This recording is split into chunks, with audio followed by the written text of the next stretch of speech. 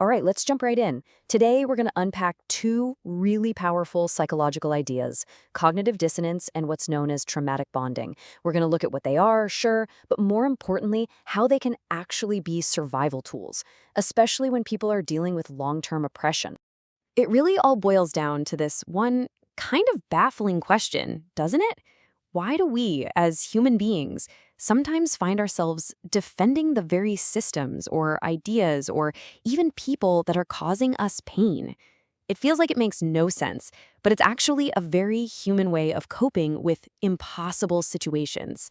And this is probably the most important takeaway from this whole explainer. Let's be really clear. The behaviors we're about to talk about are psychological survival responses. They are adaptations. They are absolutely not moral failures. Getting that is the first crucial step.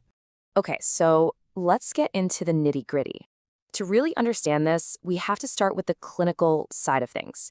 What these terms actually mean before we start applying them to the bigger picture.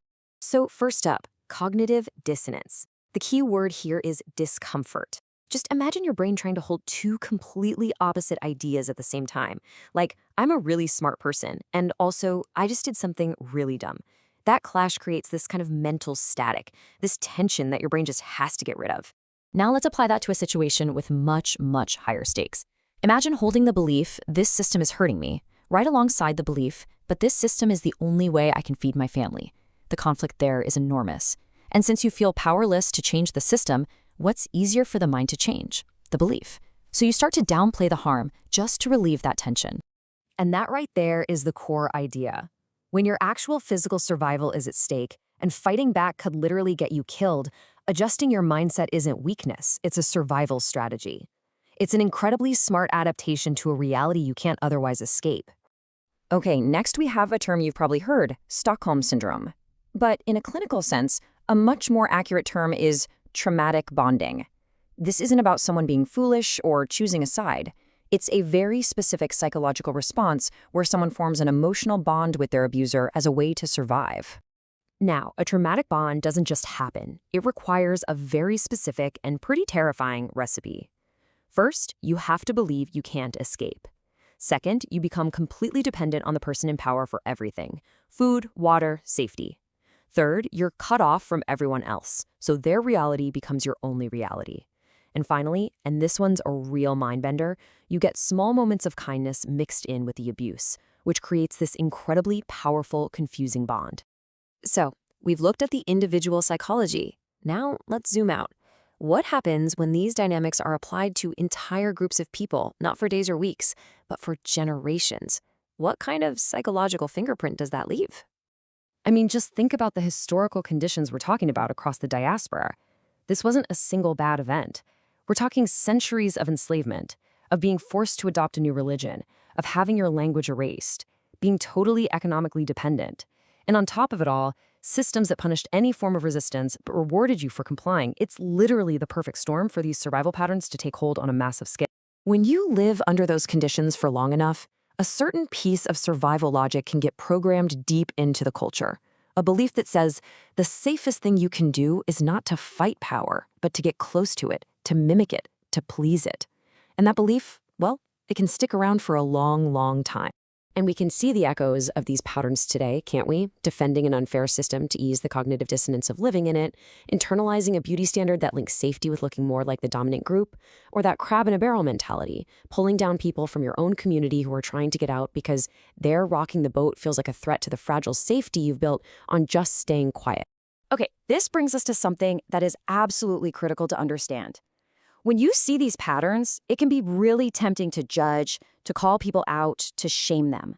But that approach is not only unhelpful, it is deeply, deeply harmful. This quote really just says it all. When we throw around words like brainwashed or other names, we think we're helping. But we're not. We are actually reinforcing the original trauma. We are literally reenacting the same power dynamic that created the behavior in the first place. So let's be crystal clear about why shaming fails. It shames the very people who survived. It attacks the strategies that, frankly, kept their ancestors alive. It completely shuts down any chance for real conversation. puts everyone on the defensive, and worst of all, it lets the real culprit, the system of power, completely off the hook. So what we need is a total shift in perspective, a fundamental reframing. We have to stop asking, what is wrong with this person? The more powerful, the more compassionate, and honestly, the more accurate question is, what system is in place that makes this behavior a logical, even necessary strategy for survival? And once you make that shift, once you ask that better question, you open the door to the most important part of this whole discussion, actual pathways to healing. How do we, as individuals and as communities, move from a mindset of just surviving to one of real choice and agency? A much healthier way to have this conversation is to look at these patterns with respect, even with a little awe. To ask, wow, what brilliant and complex strategies did our ancestors come up with to survive the unsurvivable? And then, with that same respect, we can ask, and which of those strategies, which of those tools are no longer serving us today? Which ones can we now finally set down? It turns judgment into a conversation about conscious evolution.